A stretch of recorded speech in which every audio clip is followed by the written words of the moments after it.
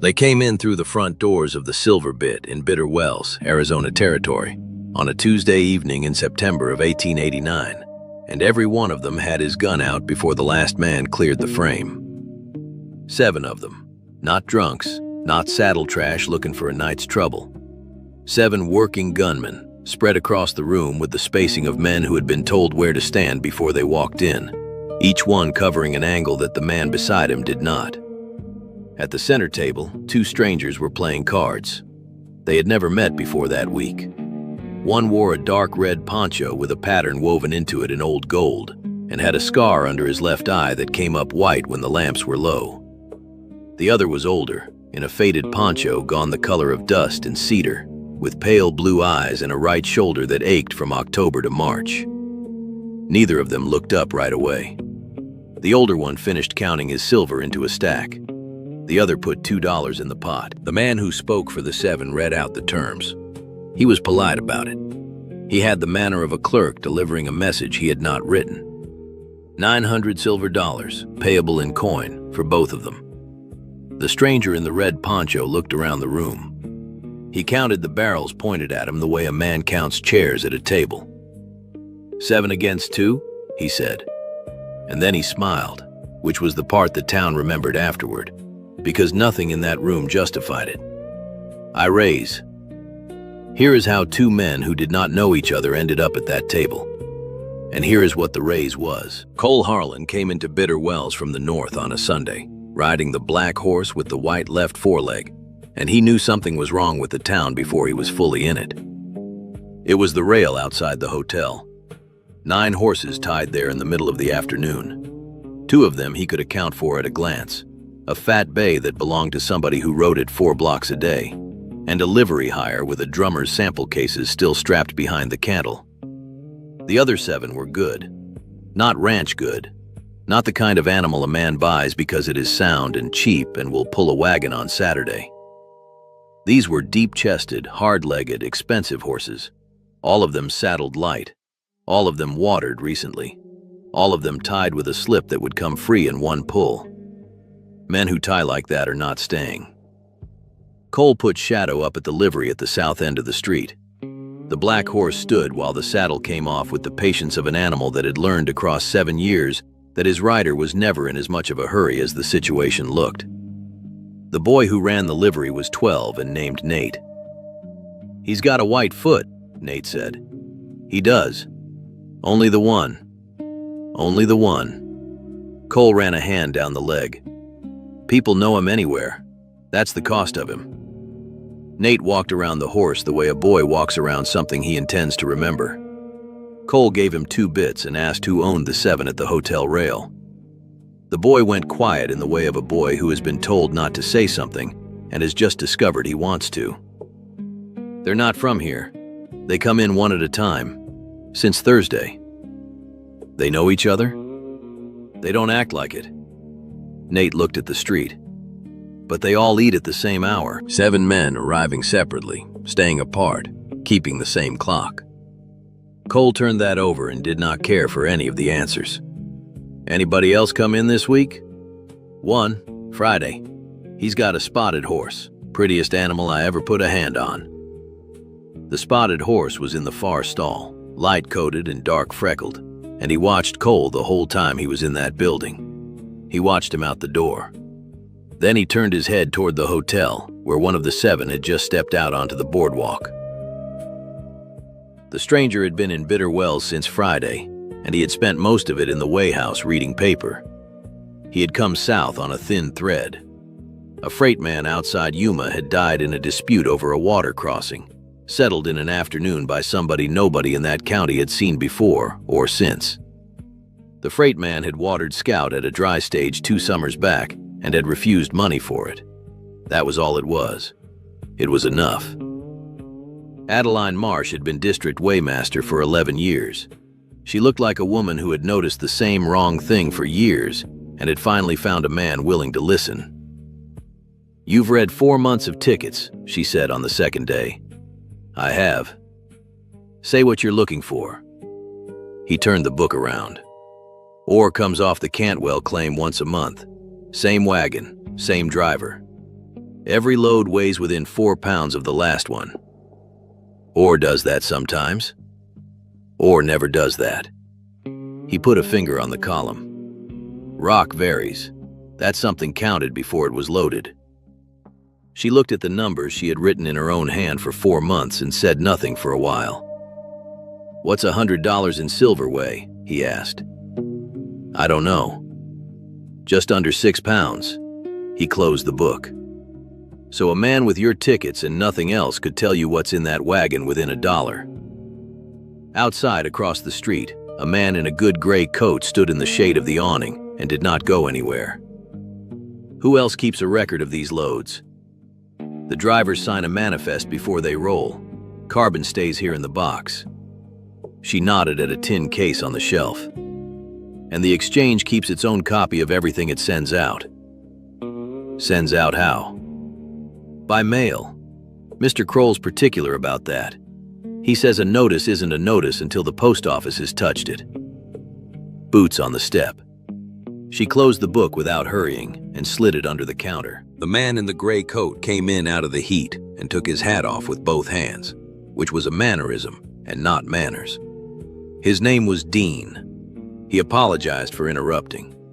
He said Mr. Kroll kept a standing table at the Silver Bit on Tuesday evenings and would consider it an honor if the stranger sat in.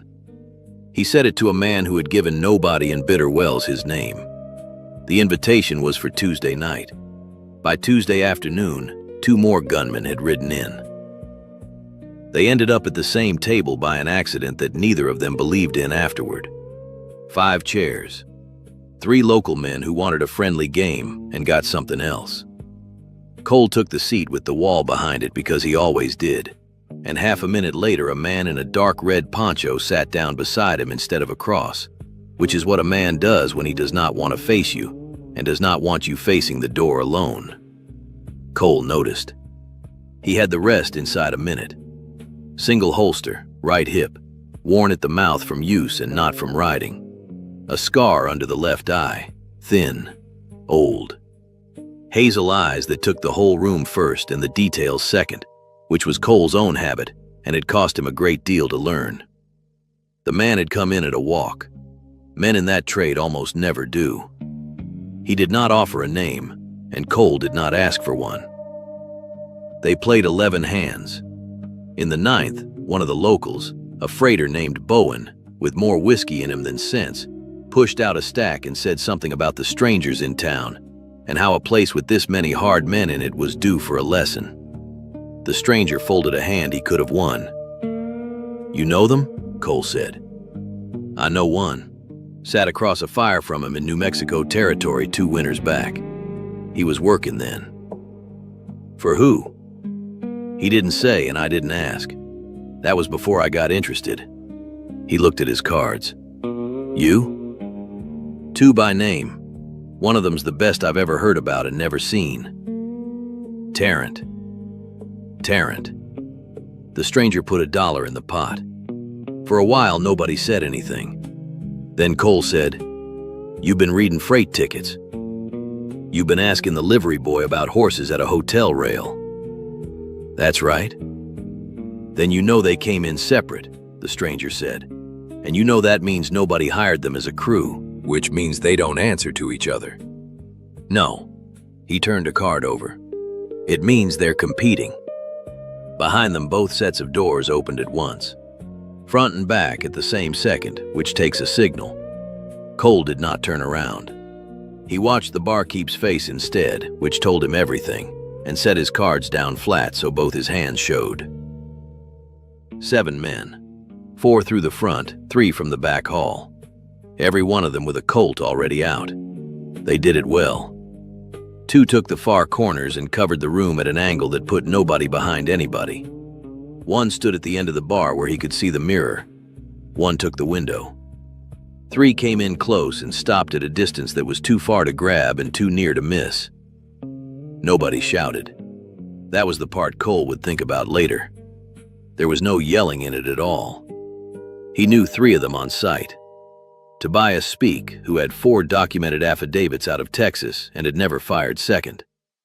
Emmett Dow, 11 years a shotgun messenger before he found out that the men robbing the coach were better paid. Ansel Quaid, who had been asked to leave Santa Fe by a committee of citizens rather than a court.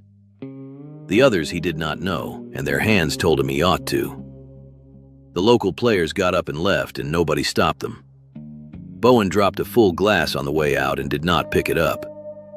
Dean came in last, hat in both hands, and stood behind the closest gunman with the face of a man attending something disagreeable in a professional capacity.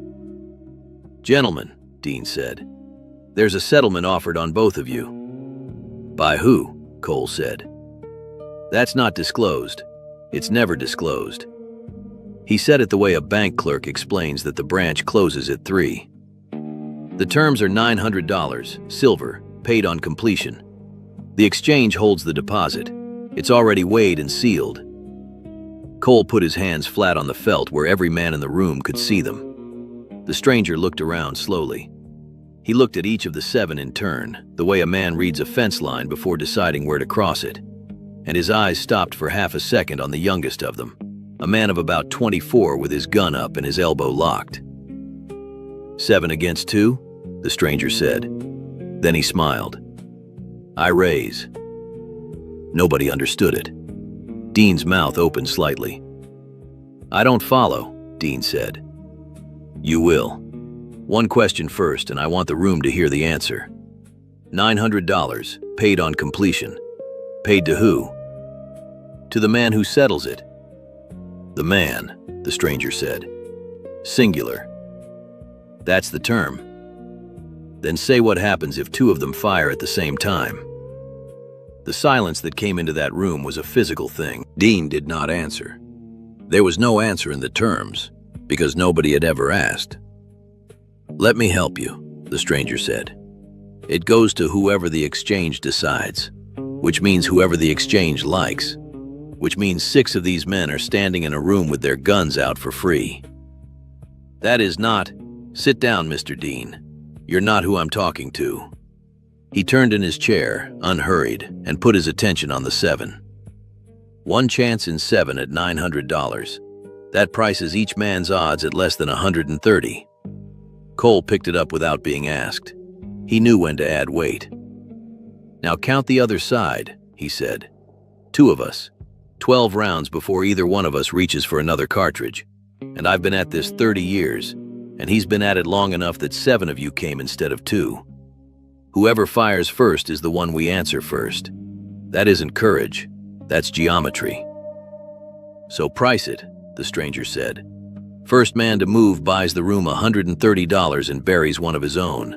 Second man to move maybe walks out." He looked at the man at the window. "You ever take a job for $130? The man at the window said nothing. "I'll go further. That deposit's sealed and weighed, and not one of you has seen inside it.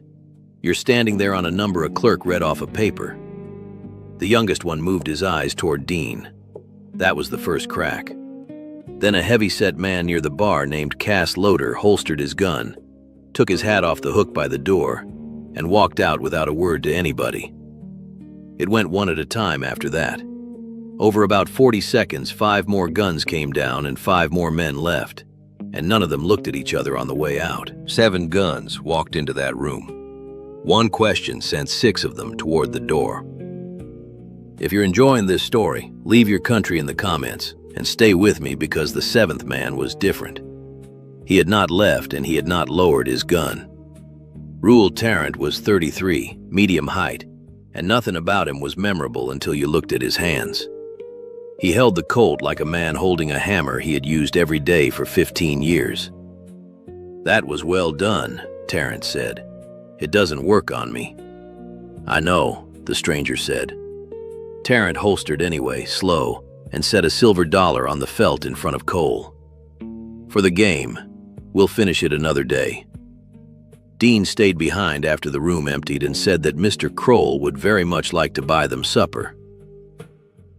Silas Kroll was 52, with the soft, well-kept look of a man who had not been outdoors on business in 15 years.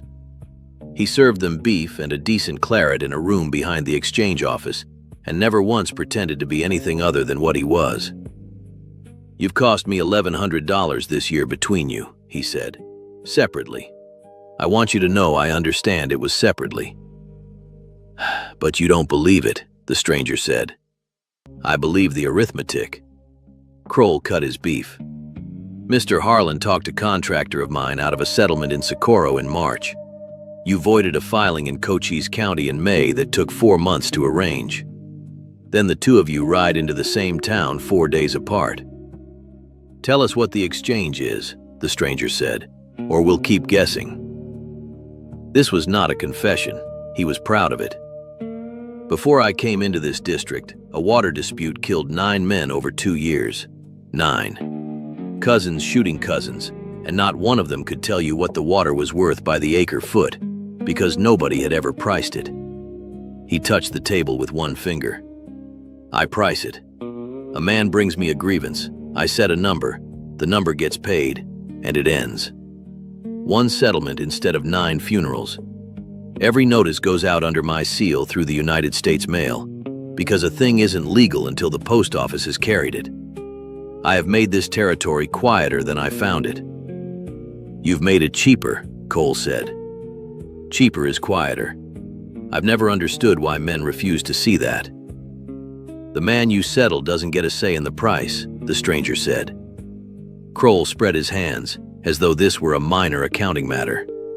Then he leaned back. "Mr. Harlan, your shoulder troubles you from October through March.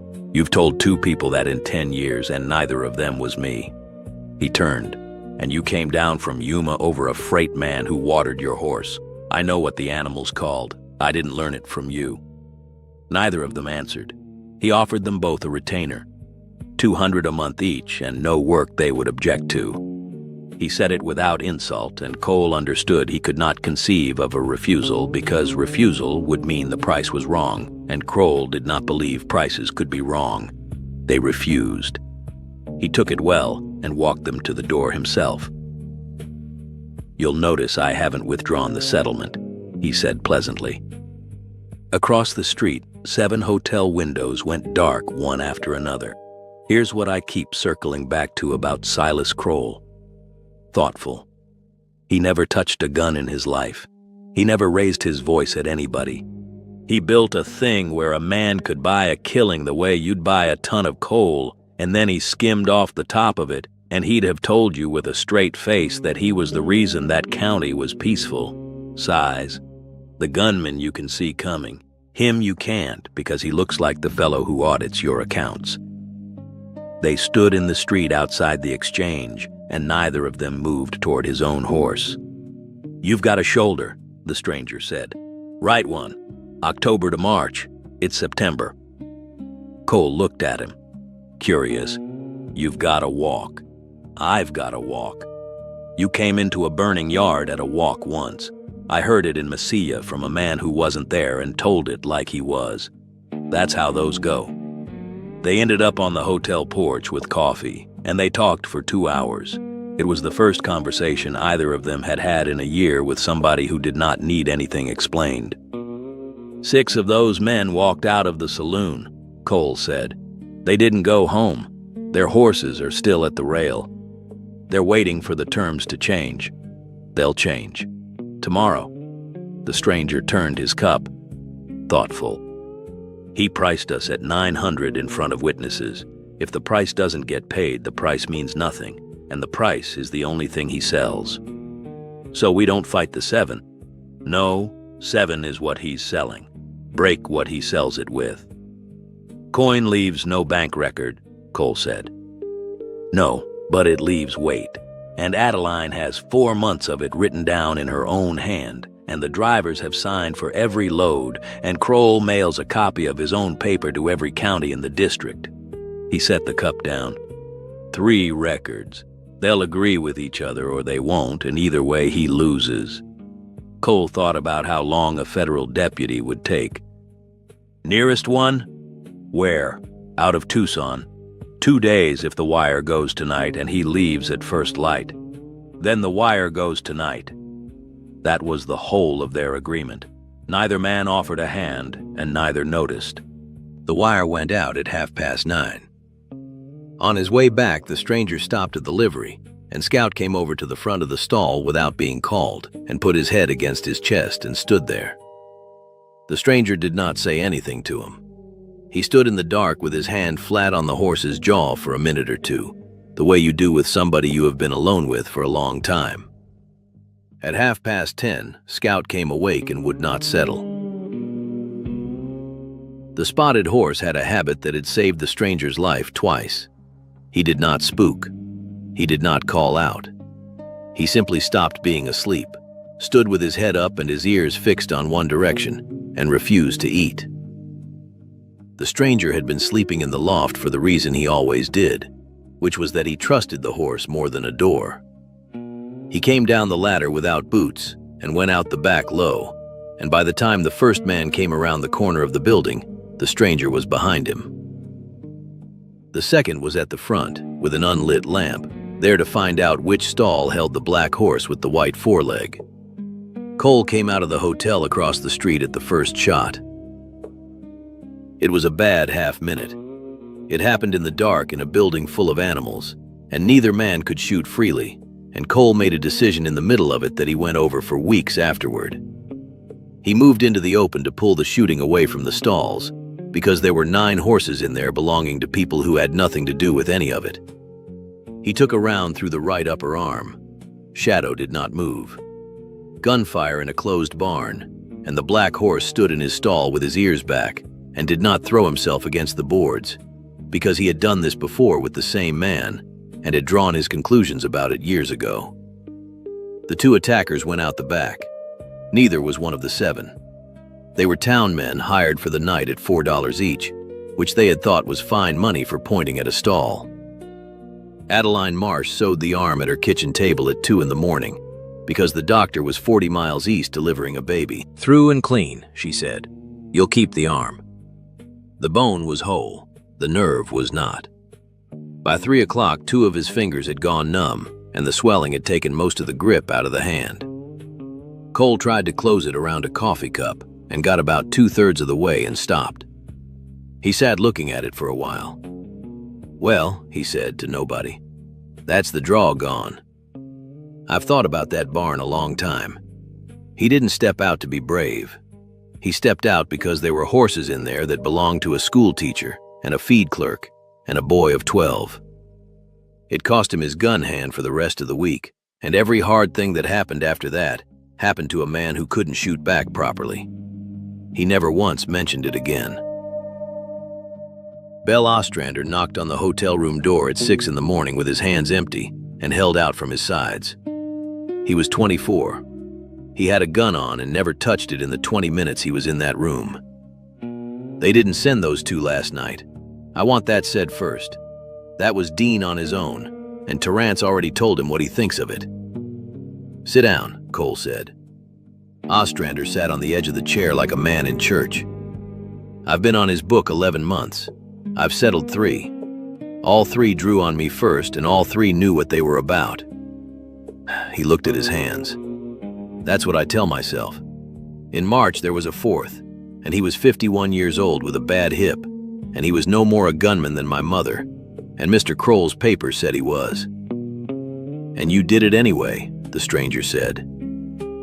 "No, sir. I walked. It cost me $200, and it's the only night in 11 months I slept." Cole watched him. He had seen a lot of young men in a lot of rooms and had a fair sense of which ones were performing. "Why are you here, son?" "Because of what he said about the deposit being sealed." Ostrander's jaw worked. 11 months, 6 settlements I know the price of, and every man I know who's collected has collected less than the number they read out. We never compared. That's the thing. We're not supposed to talk to each other. It's in the terms. Cole and the stranger looked at each other and neither said the word out loud. "He's shorting his own men," Cole said. "I think he might be." "For how long?"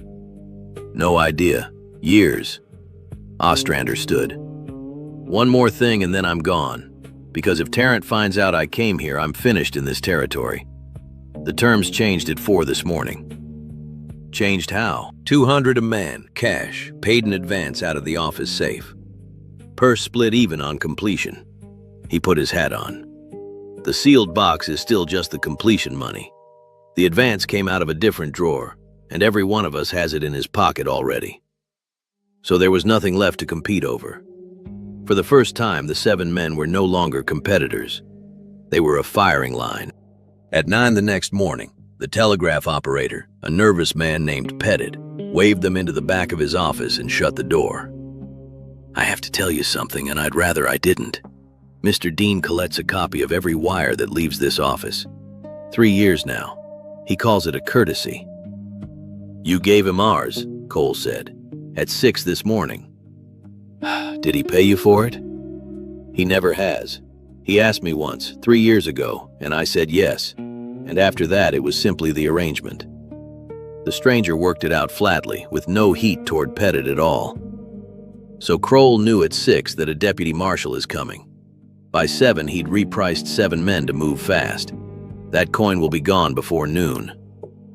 A gunman threatens you with a barrel. Kroll threatened people with paperwork. They were at the weigh house by 10 past 9. Adeline already had the ledger off the shelf. There's a wagon loading at the Cantwell shed right now. Off schedule, 11 days early." "Bound where?" "Manifest says the assay office at Redfield.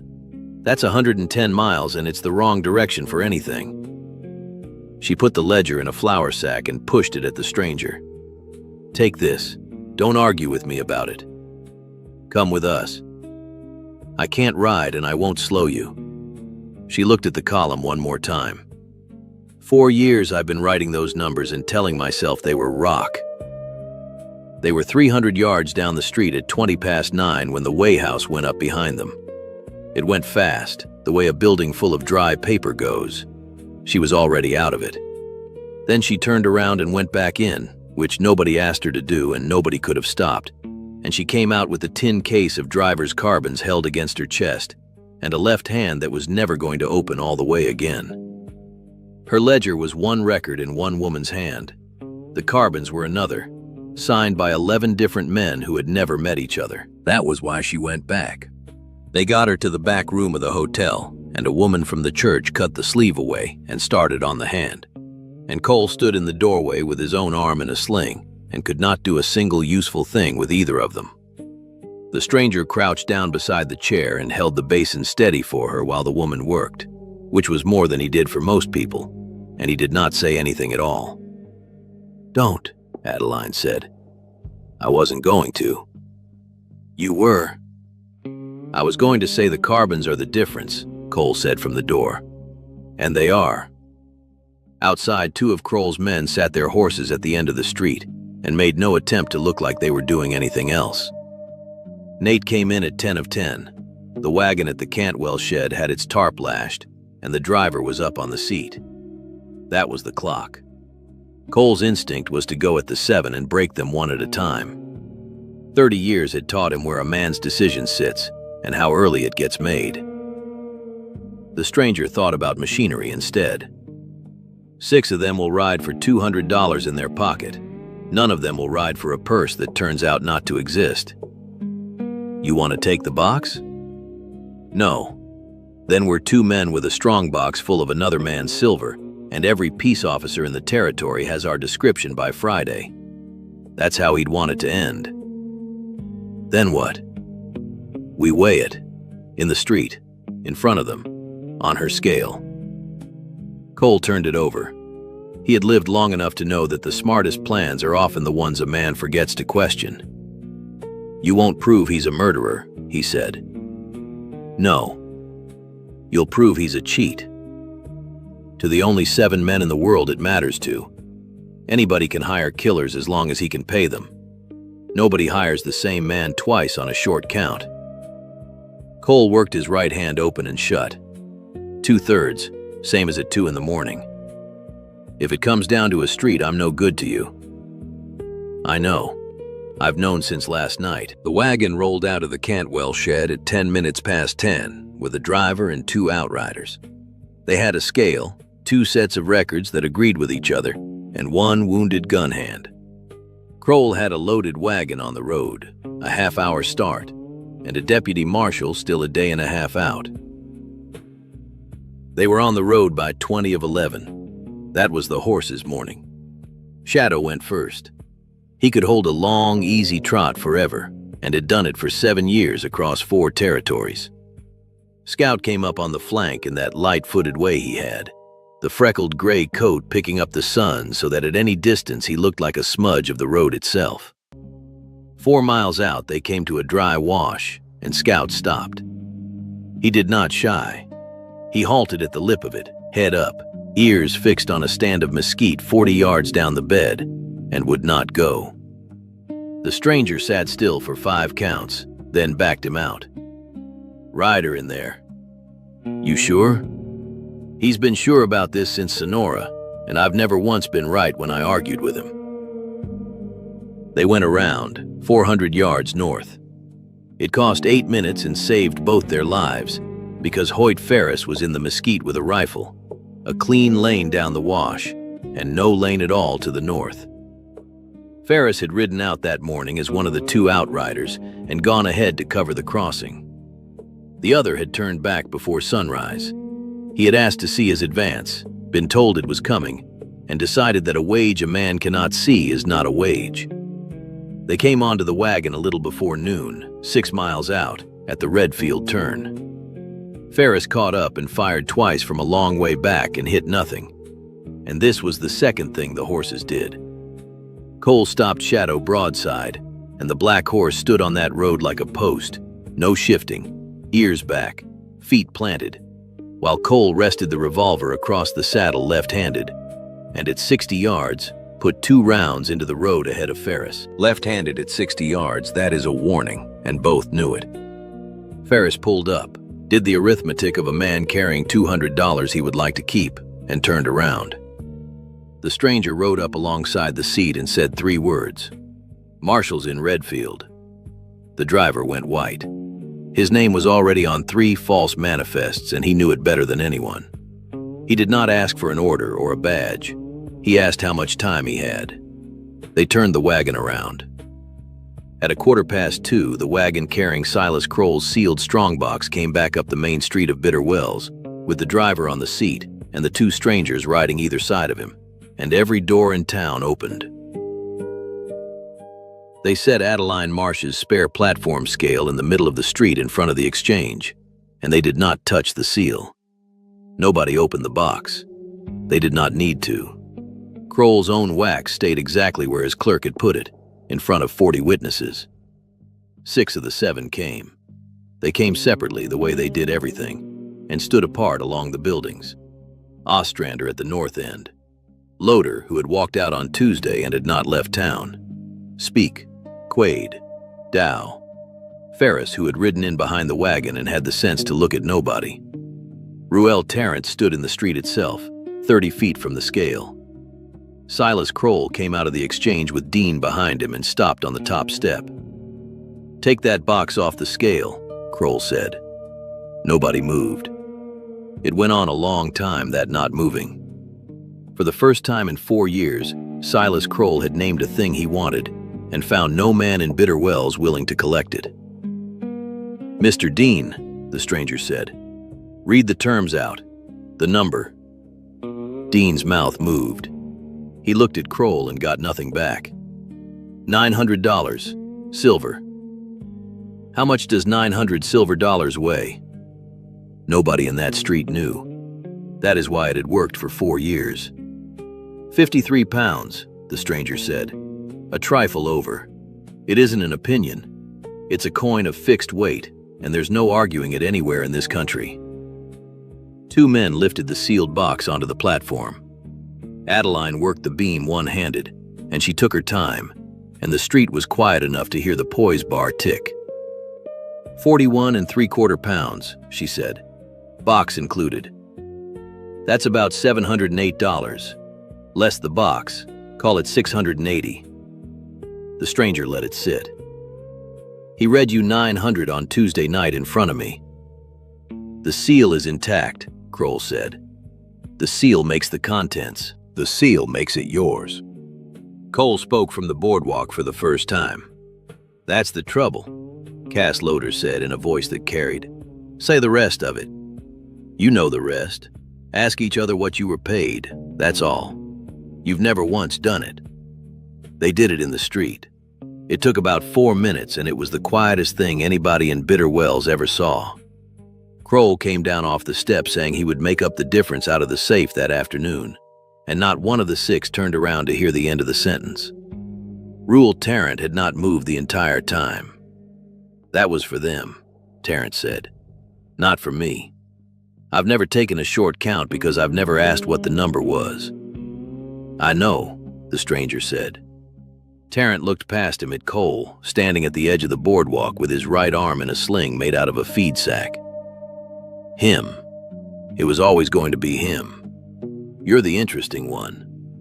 He's the one they've been telling stories about since I was 9. Cole came down off the boardwalk at a walk, stopped at 20 feet, and for a moment the whole town believed it was going to happen.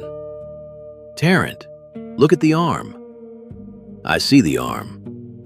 Then hear the rest, because you'll want it said out loud in front of these people. Cole raised his voice, not much, enough. I took a round through the right arm Tuesday night. I can't close the hand. I can't clear leather and won't be able to for 2 months. Everybody on this street knows it now, and everybody in this territory will know it by Sunday. Tarrant's face did not change. Something behind it did. You beat me today, Cole said. And you've got the man who couldn't lift his gun. That's the story you'll carry, and every man who tries you afterward starts from there. And if I wait 2 months, then you'll get the real one. I'll be here. I don't run. Belle Ostrander stepped off the north boardwalk into the street and stood between them, drawing nothing. He won't be alone in 2 months either, Ostrander said. Tarrant looked at the boy a while. Then he did the thing Cole had bet the street on. A professional takes the exit that keeps his reputation, and he touched his hat brim once and walked to his horse. On Saturday, they rode out of Bitter Wells together, north, because north was where the road went. Nate came to the livery gate to watch, and the stranger flipped him a silver dollar, Tarrant's, the one that had sat on the poker table since Tuesday, and told him to keep it where he would see it. Shadow and Scout fell into step, without either man asking them to. The black horse with the white foreleg on the right, the freckled gray on the left, matching stride at an easy road-covering trot neither of them had to be held to. You going to tell me your name? Cole said. Does it need telling? Cole thought about it for a mile. No, he said. Deputy U.S. Marshal Hollis Ware reached Bitter Wells on Thursday evening and told them plainly what he could and could not do. He could not charge Kroll for 11 deaths with no witnesses and no bodies in his jurisdiction. He could charge him for what had crossed the country in a mail sack. Silas Kroll was convicted in the spring of 1890 on the settlement notices he had been so proud of mailing, and served 4 years at the Detroit House of Correction under federal sentence. He died in Ohio in 1901, still telling anyone who sat near him that he had made that county quieter than he found it. Dean testified against him and was not charged. Belle Ostrander never took another contract because nobody in the territory would hire the man who had broken one. Adeline Marsh rebuilt the Way House in March with money the county did not want to give her, and gave her anyway. She worked the beam one-handed for 19 more years. Cole Harlan's right hand came most of the way back by Christmas. Most of the way. Rule Tarrant came back to Bitter Wells in November, 2 months to the week, and what happened between them is a longer story than this one. And on the road north out of Bitter Wells, a man of 50 in a faded poncho, and a man with no name in a red one, rode side by side on a black horse with a white foreleg and a freckled gray. Neither of them in any hurry. Both of them headed toward the next thing that needed doing. That is the trouble with two men who cannot stop. Alone, it is a defect. Together, it starts to look like a direction.